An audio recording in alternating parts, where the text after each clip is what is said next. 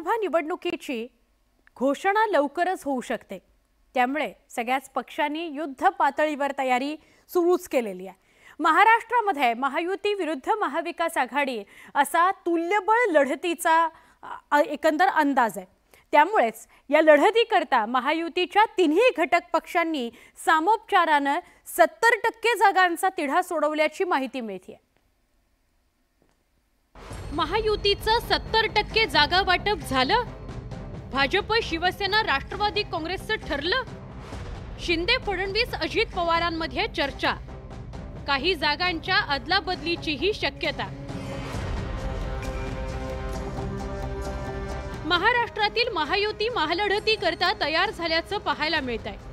लोकसभेच्या निवडणुकीच्या जागा वाटपासंदर्भात भाजप शिंदेंची शिवसेना आणि अजित पवारांच्या राष्ट्रवादी काँग्रेसमध्ये चर्चा झाली असून 70% जागांचा तिढा सुटल्याची माहिती मिळते। महायुतीच्या जागांसंदर्भात मुंबईत एक महत्त्वाची बैठक नुकतीच पार पडली, ज्यात भाजपचे नेते आणि राज्याचे उपमुख्यमंत्री देवेंद्र फडणवीस, शिवसेनेचे प्रमुख नेते मुख्यमंत्री एकनाथ शिंदे आणि राष्ट्रवादी काँग्रेसचे अध्यक्ष अजित पवार यांच्यात जागा वाटपाची चर्चा झाली। या चर्चेत 70% जागांचा मार्ग मोकळा झाल्याचं कळतंय। यानंतर आता उर्वरित जागांवर पुन्हा बैठक होणार असून यात काही जागांची अदलाबदली होणार आहे आणि त्या अदलाबदली संदर्भात विस्ताराने चर्चा होण्याचीही शक्यता आहे। तीनही पक्ष आपापल्या चिन्हावर लढतील। एखादा कॅन्डिडेट इकडून तिकडे जाऊ शकतो, जसं मागच्या वेळेस आम्ही पालघरच्या जागेवर उमेदवार असे जागा दिली, असे आता तर तशी शक्यता दिसत नाही, पण एखाद्या ठिकाणी असं होऊ शकतं। पण बाकी सगळीकडे त्यांच्या चिन्हावरच ते लढतील।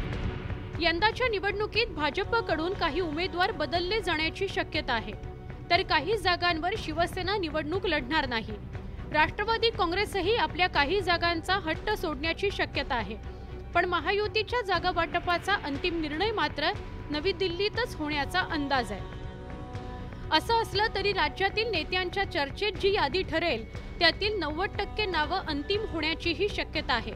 त्याकरता लवकरच मुंबईत एक महत्त्वाची बैठक आयोजित करण्यात आली आहे। त्यामुळे येत्या काही दिवसातच निवडणुकीच्या घोषणेआधी उमेदवारांच्या नावावर देखील अंतिम निर्णय होण्याची शक्यता आहे। त्यामुळे आता महायुतीच्या छोट्या घटक पक्षांनीही आपल्या मागण्या रेटायला सुरुवात केल्याचं दिसतंय।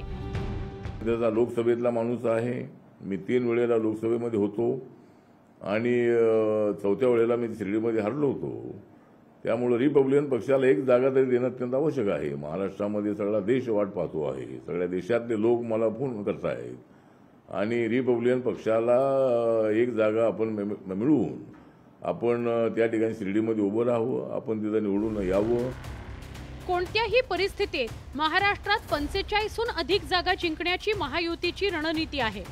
महाराष्ट्रावर भाजपची मदार असल्याने भाजपचे केंद्रीय नेतृत्व देखील सातत्याने महायुतीतील घटक पक्षांच्या संपर्कात आहेत। त्यामुळे महायुतीच्या जागा वाटपाने आता वेग पकडल्याचं दिसून येतंय। आता 30% जागांबाबतही लवकरच मुंबईत बैठक घेऊन निर्णय घेतला जाणार आहे।